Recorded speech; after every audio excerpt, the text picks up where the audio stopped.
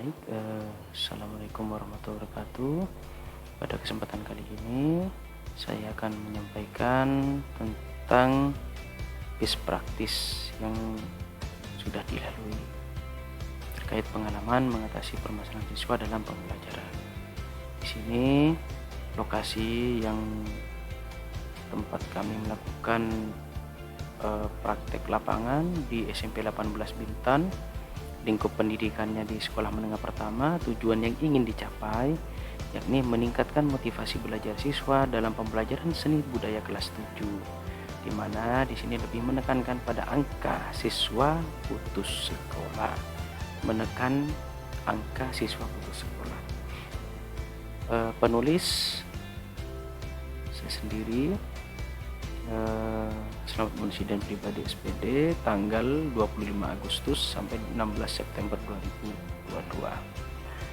Nah, di sini ada beberapa item yang sudah kami isi, yakni latar belakang, kondisi yang menjadi latar belakang masalah.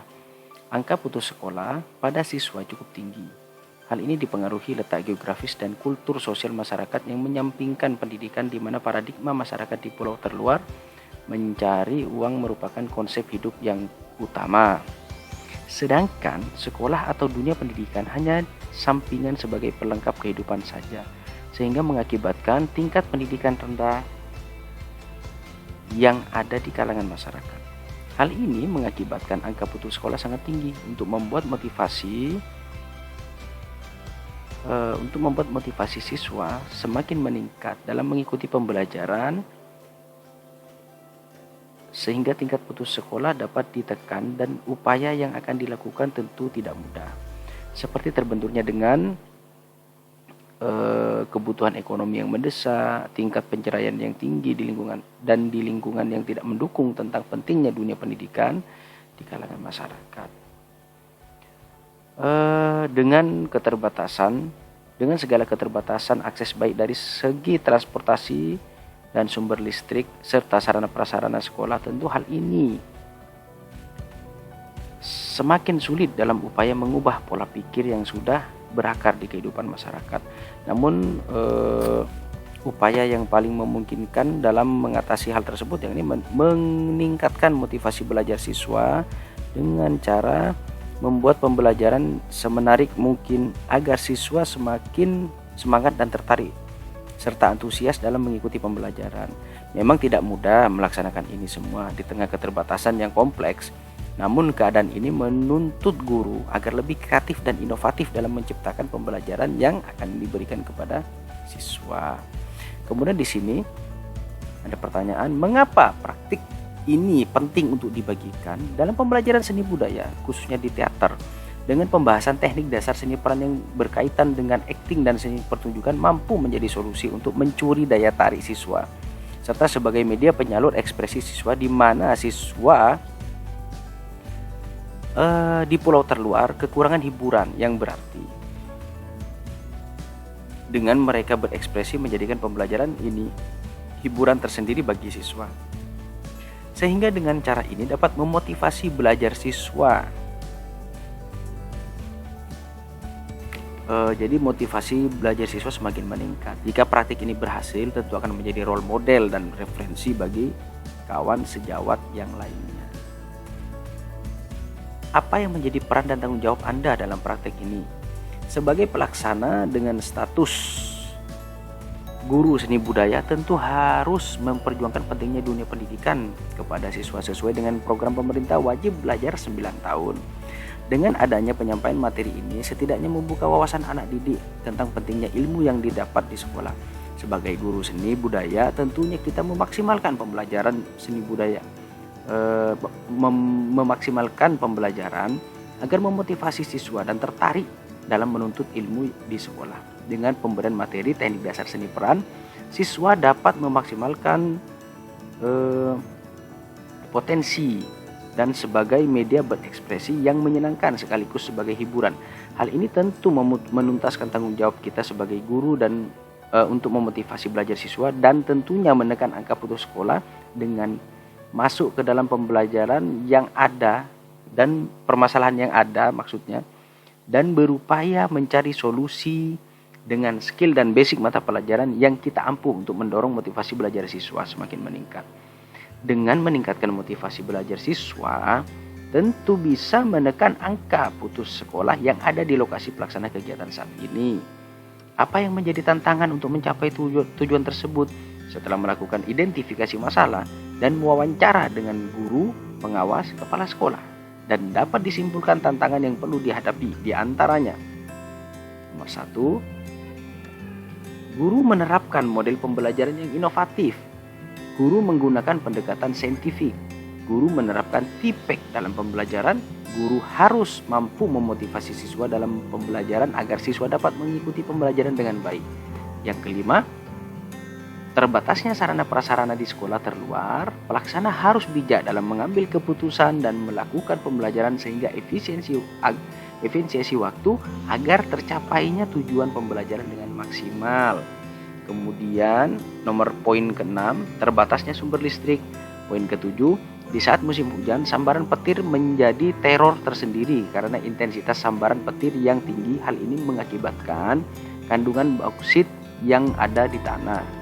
Berarti diakibatkan karena kandungan bauksit ya di tanah. Karena Provinsi Kepulauan Riau merupakan penghasil tambang bauksit terbesar di Indonesia. Poin 8, di daerah 3T terdapat banyak sekali anak-anak yang tidak mau sekolah dan akhirnya mereka putus sekolah. Siapa saja yang terlibat? Yang terlibat untuk mewujudkan tujuan pembelajaran ini, yang pertama adalah kepala sekolah.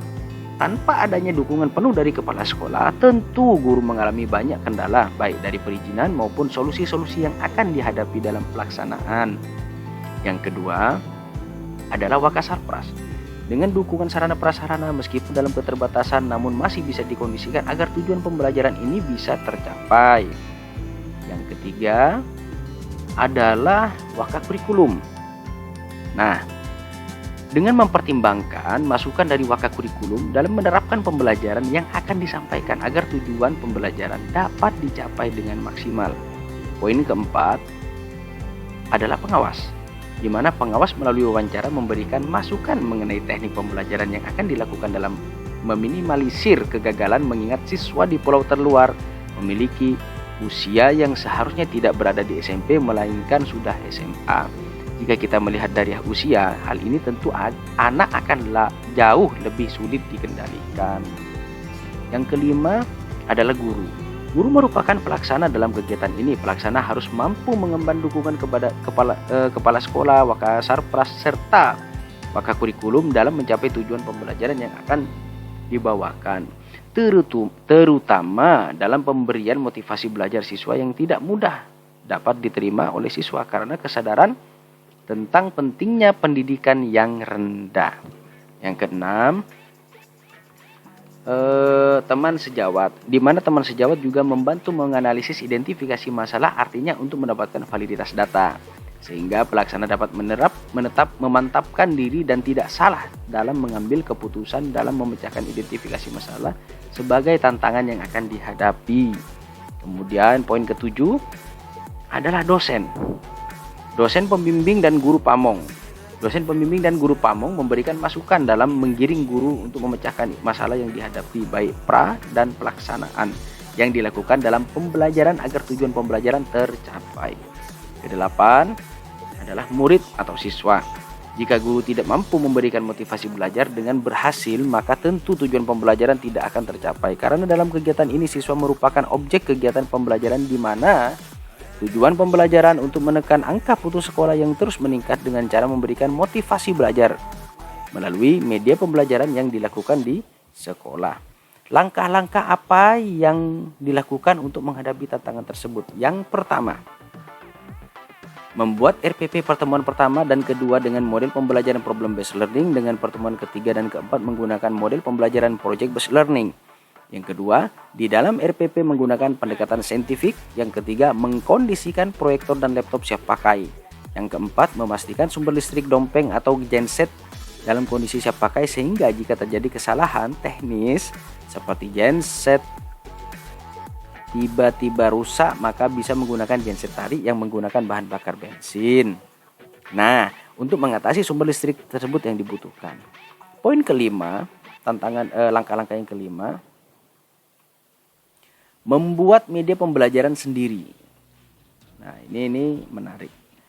Membuat pembelajaran sendiri dengan menjadikan pelaksana sebagai modelnya. Setidaknya dengan pelaksana sebagai model bisa memaksimalkan motivasi belajar siswa terhadap pembelajaran seni budaya. Yang keenam, melakukan pendekatan secara emosional kepada siswa baik di dalam maupun di luar kelas. Yang ketujuh, memahami karakter masing-masing siswa. Yang kedelapan, lokasi antara mengajar dan mengikuti perkuliahan yang jauh, di mana lokasi sekolah berada di pulau dan pelaksanaan perkuliahan harus berada di kota. Maka pelaksanaan dalam melaksanakan kegiatan ini harus memiliki jadwal dan keputusan yang bijak dalam melaksanakan tahap demi tahap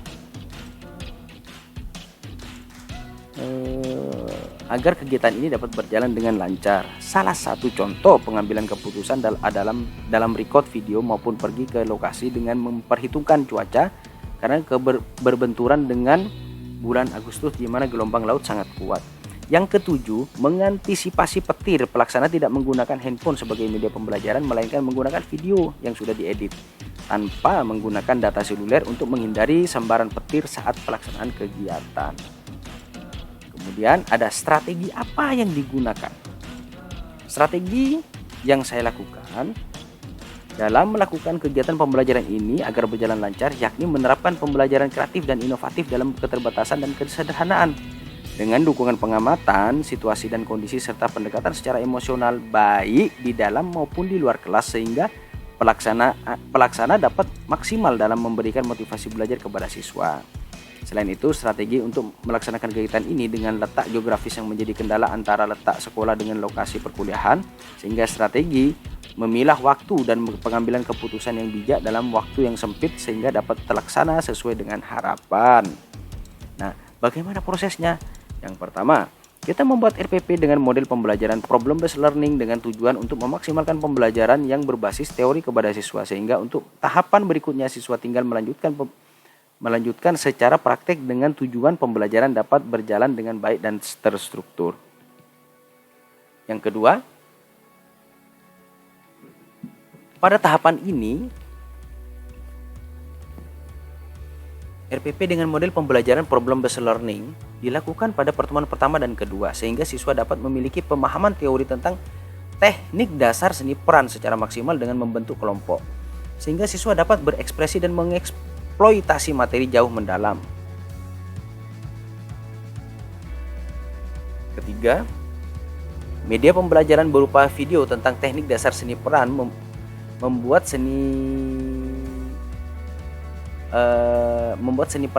sendiri dengan guru sebagai modelnya, membuat video pembelajaran tersebut dengan edit yang menarik sehingga siswa termotivasi untuk menerapkan teknik tersebut dengan senang, karena guru yang menyampaikan juga bisa melakukan yang diperintahkan kepada siswa melalui LKPD yang diberikan.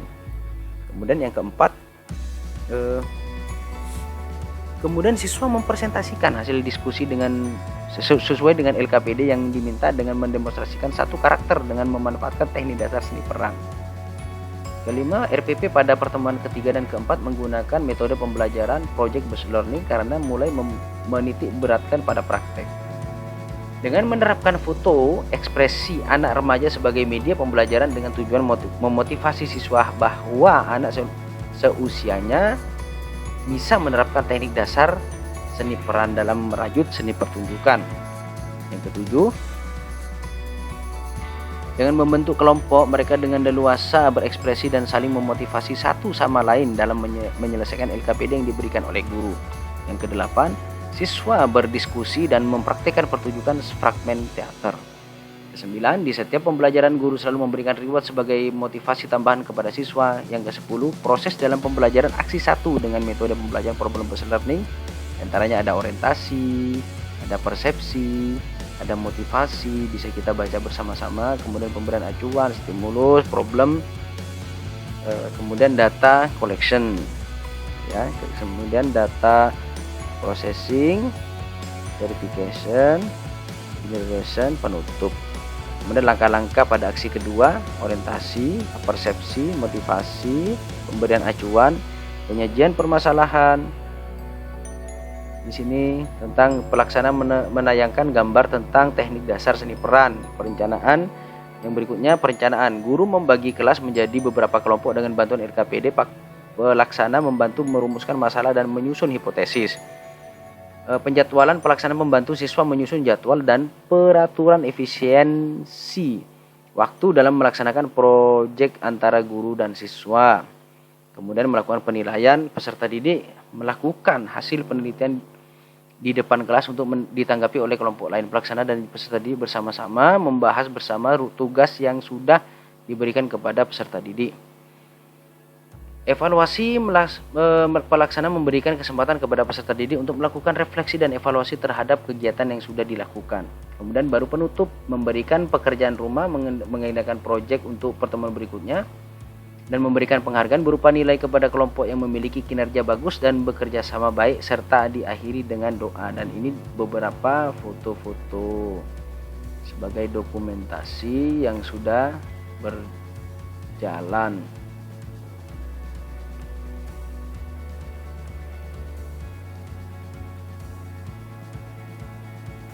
Siapa saja yang terlibat? Yang terlibat dalam pembelajaran ini yakni guru sebagai pelaksana, teman sejawat sebagai kameramen dengan menggunakan kamera, handphone, dan murid sebagai objeknya. Apa saja sumber daya atau materi yang diperlukan dalam melaksanakan strategi ini? Buku referensi seperti buku paket dan literasi yang mendukung tentang materi teknik dasar seni peran, SDM guru dalam membuat video pembelajaran dengan memanfaatkan YouTube dan IT, pemanfaatan genset sebagai sumber listrik, pemanfaatan laptop dan infocus untuk proyek atau proyektor. Bagaimana dampak dari aksi? Bagaimana dampak dari aksi langkah-langkah yang dilakukan? Dampak yang terjadi dari setiap langkah-langkah pembelajaran yang dilakukan baik aksi 1 dan aksi 2 memiliki target sesuai dengan harapan. Yang pertama, pada pembelajaran aksi 1 dengan menggunakan problem based learning, siswa memiliki motivasi belajar tinggi dengan menampilkan video pembelajaran dengan guru sebagai model,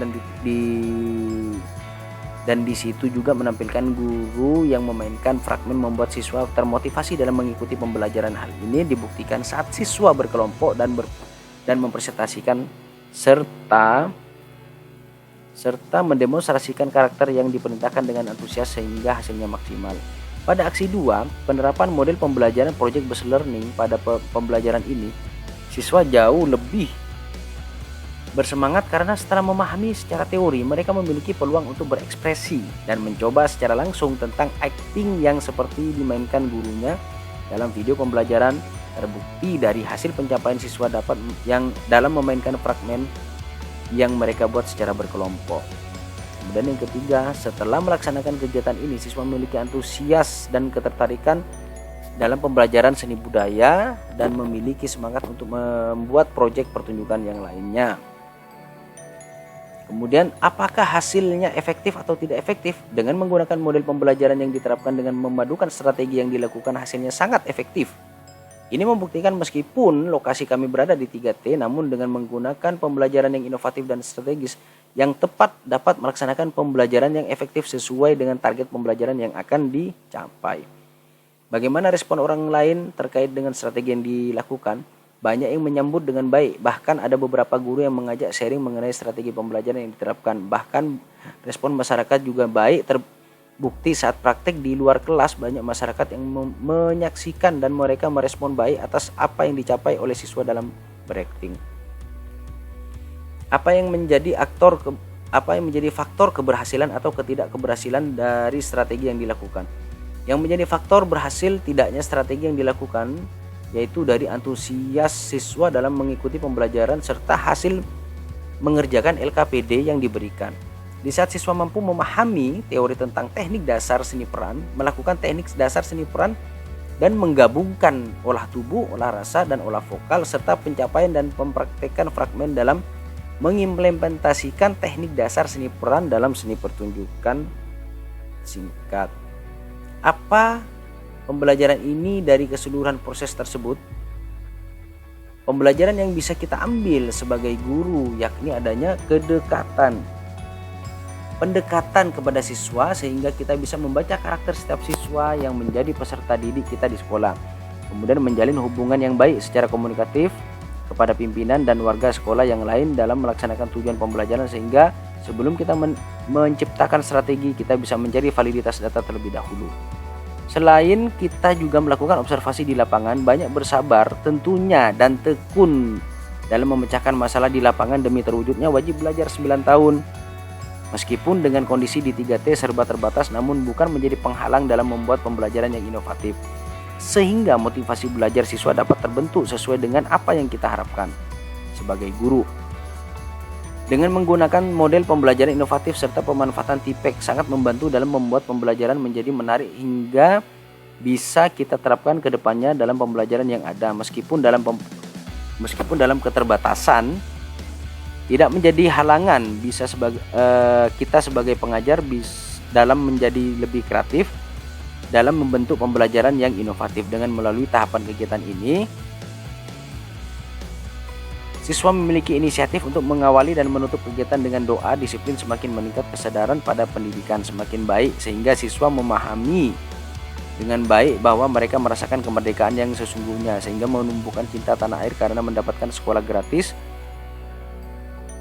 Dengan adanya kegiatan ini tentu meningkatkan nilai-nilai Pancasila yang ada pada siswa, khususnya di daerah terluar, karena sangat riskan mengingat lokasi kami berada di perbatasan dengan negara lain, sehingga nilai-nilai Pancasila memang harus ditingkatkan.